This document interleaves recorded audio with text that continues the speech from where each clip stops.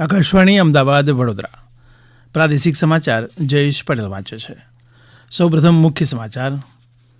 માધ્યમિક અને ઉચ્ચતર માધ્યમિક શાળાઓમાં નમો લક્ષ્મી યોજના અમલી. ધોરણ 10 અને 12ની અંદાજે 5.31 લાખ વિદ્યાર્થીનીઓએ કરાવી નોંધણી. ગૃહ મંત્રાલયે અમ્યુઝમેન્ટ રાઇડ્સ અને ગેમિંગ ઝોન સુરક્ષા માટેની માર્ગદર્શિકા તૈયાર કરી સામાન્ય નાગરિકો 25 જૂન સુધી મંત્રાલયને મોકલી શકશે વાંધા સૂચનો. રાજ્યમાં 2 જુદા જુદા અકસ્માતમાં 5 લોકોના મૃત્યુ નિપજ્યા, 3 લોકો ગંભીર રીતે ઘાયલ. હવામાન વિભાગ દ્વારા આગામી 7 દિવસમાં રાજ્યમાં ગાજવીજ સાથે સાર્વત્રિક વરસાદની આગાહી. અને આજે વિશ્વ બાળ મજૂરી વિરોધી દિવસ નિમિત્તે વિવિધ જિલ્લાઓમાં જાગૃતિ કાર્યક્રમ યોજાયા. સમાચાર વિગતવાર. રાજ્યમાં માધ્યમિક અને ઉચ્ચતર માધ્યમિકમાં અભ્યાસ કરતી વિદ્યાર્થીઓના અભ્યાસ ખર્ચમાં સહાયરૂપ થવા તેમજ પરિવારને આર્થિક સહાય પૂરી પાડવા રાજ્ય સરકારે વર્ષ 2024-25ના બજેટમાં નમો લક્ષ્મી યોજનાની જાહેરાત કરી છે. ધોરણ 9 થી ધોરણ 12માં અભ્યાસ કરતી વધુમાં વધુ વિદ્યાર્થીનીઓ આ યોજનાનો લાભ મેળવી શકે તેવા આશયથી નવા શૈક્ષણિક સત્રથી આ યોજના અમલમાં મૂકવામાં આવી છે. મુખ્યમંત્રી ભૂપેન્દ્ર પટેલની અધ્યક્ષતામાં મળેલી રાજ્ય મંત્રીમંડળની બેઠકમાં આ અંગે ચર્ચા કરવામાં આવી, જેમાં પ્રવક્તા મંત્રી ઋષિકેશ પટેલે આ પ્રમાણે જણાવ્યું.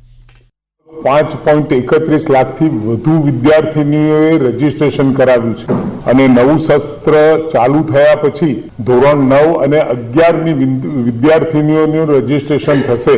એટલે તમામ દીકરીઓને 9 થી તે ધોરણ 12 સુધી 50,000 રૂપિયા જેવી રકમની માતબર સહાય આ દીકરીઓના શિક્ષણ માટે મળશે. અને સાથે નમો સરસ્વતી યોજના 11 અને 12 ધોરણની અંદર વિજ્ઞાન પ્રવાહ માટે એને પ્રોત્સાહન આપવા માટે દીકરા દીકરીઓ બંનેને જે 25,000 રૂપિયા આપવાની જે યોજના છે એની પણ શરૂઆત કરવામાં આવશે ચાલુ વર્ષથી જ. અને સાથે દીકરીઓને આ બંને યોજનાઓનો લાભ મળવાનો છે. રાજકોટ અગ્નિકાંડ બાદ રાજ્ય સરકારે ગેમિંગ ઝોન સહિતના જાહેર એકમોની સુરક્ષા માટે નવી માર્ગદર્શિકા પ્રકાશિત કરી છે. The Gujarat amusement rides and gaming zone activities safety rules 2024ના નામે પ્રકાશિત આ માર્ગદર્શિકા ગુજરાત સરકારની વેબસાઇટ પર ઉપલબ્ધ છે અને કોઈપણ સામાન્ય નાગરિક તે વાંચીને આ અંગેના વાંધા સૂચનો સરકાર સમક્ષ મોકલી શકે છે. પ્રવક્તા મંત્રી ઋષિકેશ પટેલે પત્રકારો સાથેની વાતચીતમાં કહ્યું કે રાજકોટ ટીઆરપી જેવી ઘટનાઓનું પુનરાવર્તન ન થાય તે હેતુથી અમ્યુઝમેન્ટ રાઇડ્સ અને ગેમિંગ ઝોનમાં આવતા નાગરિકોની સલામતી માટે ગૃહ મંત્રાલય દ્વારા આ માર્ગદર્શિકા બનાવાઈ છે. વધુમાં તેમણે કહ્યું કે કોઈપણ નાગરિકને આ નિયમો વિશે વાંધા સૂચનો હોય તો તે આગામી 25 જૂન 2024 સુધીમાં ગૃહ વિભાગના મેલ આઈડી home@gujarat.gov.in પર મોકલી શકે છે. ગુજરાત પોલીસ અધિનિયમ 1951ની કલમ 33 હેઠળ પોલીસ કમિશનર તથા જિલ્લા મેજિસ્ટ્રેટને આ અંગે નિયમો બનાવવાની સત્તા છે. તેઓ આ નિયમને આખરી કરશે, જે બાદ તેને પ્રસિદ્ધ કરવામાં આવશે. બનાસકાંઠામાં પાલનપુર અમદાવાદ હાઈવે ઉપર ભરકાવાડાના પાટિયા પાસે ટ્રિપલ અકસ્માત સર્જાયો હતો. ટ્રેલર, ટ્રક અને ગાડી વચ્ચે ગમખ્વાર અકસ્માત સર્જાતા 4 લોકોના મોત નીપજ્યા હતા, જ્યારે અન્ય 2 ગંભીર રીતે ઘાયલ થયાના અહેવાલ છે. ઉપરાંત અમીરગઢના વિરમપુર ડાભોલી અજાપુર પાટિયા પાસે પણ એક અકસ્માતની ઘટના બની હતી, જેમાં એક વ્યક્તિનું ઘટના સ્થળે મોત નીપજ્યું હતું, જ્યારે અન્ય એક વ્યક્તિ ગંભીર રીતે ઘાયલ થતાં સ્થાનિક લોકો દ્વારા સારવાર માટે પાલનપુરની સિવિલ હોસ્પિટલ ખાતે ખસેડવામાં આવ્યો હતો. પંચમહાલ જિલ્લાના ઘોઘંબા તાલુકાના પીપળિયા ગામે 3 માસૂમ બાળકીઓના કૂવામાં પડી જવાથી મોત નીપજ્યા છે. અમારા પંચમહાલ જિલ્લાના પ્રતિનિધિ વિપુલ પુરોહિત જણાવે છે કે ગત સાંજે બકરા ચરાવવા ગામની સીમ વિસ્તારમાં આ બાળકીઓ નીકળી હતી. બાળકીઓને પાણીની તરસ લાગતા એક બાળકી ત્યાં નજીકમાં આવેલા કૂવામાં પાણી પીવા જતાં લપસી પડી હતી. તેને બચાવવા જતાં અન્ય 2 બાળકીઓ પણ કૂવામાં પડી જતાં 3 બાળકીઓના મોત નીપજ્યા હતા. ગુજરાતની કૃષિ યુનિવર્સિટીઓમાં ગત વર્ષથી અમલી પ્રાકૃતિક કૃષિ પદ્ધતિ અંગેનો અભ્યાસક્રમ આગામી શૈક્ષણિક વર્ષથી સમગ્ર દેશની કૃષિ યુનિવર્સિટીઓમાં અમલી બનવા જઈ રહ્યો છે. આ માટેની સૌપ્રથમ બેઠક ગાંધીનગર સ્થિત રાજભવન ખાતે મળી હતી. રાજ્યપાલ આચાર્ય દેવવ્રતના માર્ગદર્શનમાં દેશના 12 વૈજ્ઞાનિકો દ્વારા આ અભ્યાસક્રમ તૈયાર કરાયો હતો, જેને ભારતીય કૃષિ અનુસંધાન પરિષદ દ્વારા દેશની તમામ કૃષિ યુનિવર્સિટીઓમાં અમલી બનાવાયો છે. આ અભ્યાસ અંતર્ગત પ્રાકૃતિક કૃષિ વિજ્ઞાન અને જીવામૃત, બીજામૃત, જંતુનાશકો જેવા મુખ્ય વિષયોનો સમાવેશ કરવામાં આવ્યો છે. આ સમાચાર આપ આકાશવાણીના અમદાવાદ વડોદરા કેન્દ્ર પરથી સાંભળી રહ્યા છો. આ સમાચાર આપ અમારી YouTube channel AIR news Gujarat પર પણ સાંભળી શકશો. વધુ સમાચાર માટે આપ અમારા ટ્વિટર હેન્ડલ AIR_news_ABAD ને ફોલો કરી શકો છો. રાજ્યમાં ચક્રવાતને કારણે આગામી 7 દિવસમાં વીજળીના કડાકા સાથે હળવાથી મધ્યમ વરસાદની આગાહી હવામાન વિભાગે કરી છે. આવતીકાલે અમદાવાદ, ગાંધીનગર, મધ્ય ગુજરાત સહિત દક્ષિણ ગુજરાતના તમામ જિલ્લાઓમાં હળવા વરસાદની આગાહી છે. આ વિશે વધુ જણાવે છે હવામાન વૈજ્ઞાનિક રામાશ્રય યાદવ. अहमदाबाद, आनंद, पंचमहल, दाहोद, महिसागर और साउथ गुजरात के सारे डिस्ट्रिक्ट कवर हैं कल के लिए, जहां पे आइसोलेटेड प्लेसेस पे लाइट रेन होने का पूर्वानुमान है. और डे 3 की बात करेंगे तो डे 3 में आइसोलेटेड प्लेसेस पे लाइट रेन होने का पूर्वानुमान दिया गया. डिस्ट्रिक्ट है बड़ोदरा, छोटा उदयपुर, नर्मदा, भरूच, सूरत, डांग, नवसारी, वलसाड़, दमन और दादरा नगर हवेली. आज के लिए जो डिस्ट्रिक्ट है जहाँ पे लाइट रेन और साथ में थंडरस्टॉर्म की वार्निंग दी गई है वो डिस्ट्रिक्ट है अमरेली, भावनगर, गिर सोमनाथ, दीव.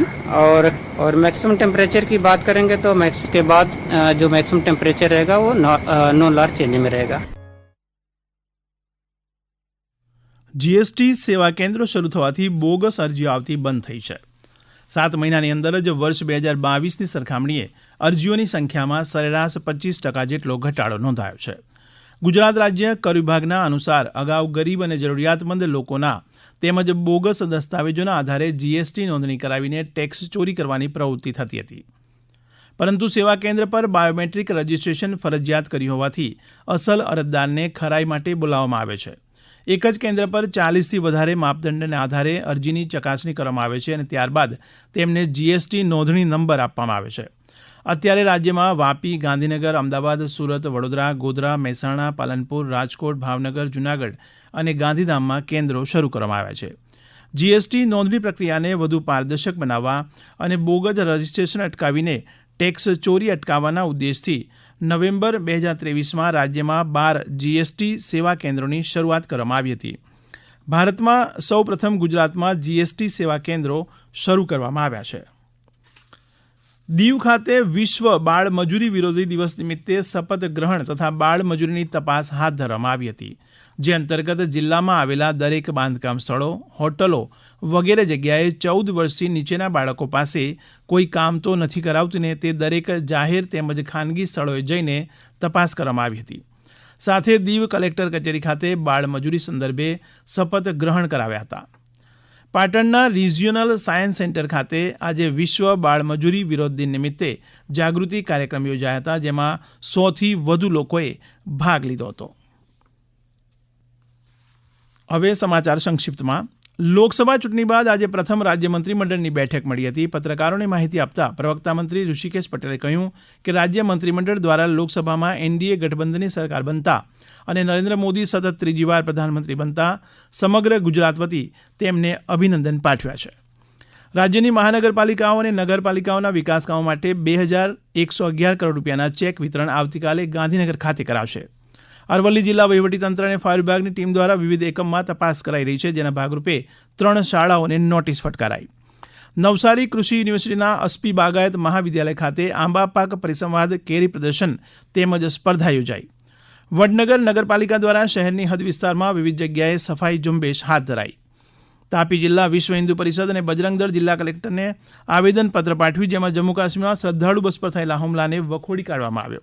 ગીર સોમનાથ જિલ્લામાં કાયદો વ્યવસ્થા જળવાઈ રહે અને અકસ્માતોની સંખ્યામાં ઘટાડો થાય તે માટે કલેક્ટરના વડપણ હેઠળ રોડ સેફટી કાઉન્સિલ અને કાયદો અને વ્યવસ્થાની મીટિંગ યોજાઈ.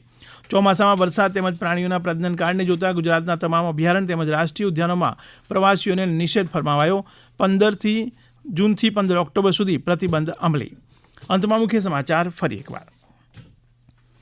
માધ્યમિક અને ઉચ્ચતર માધ્યમિક શાળાઓમાં નમો લક્ષ્મી યોજના અમલી. ધોરણ 10 અને 12ની અંદાજે 5.31 લાખ વિદ્યાર્થીઓને કરાવી નોંધણી.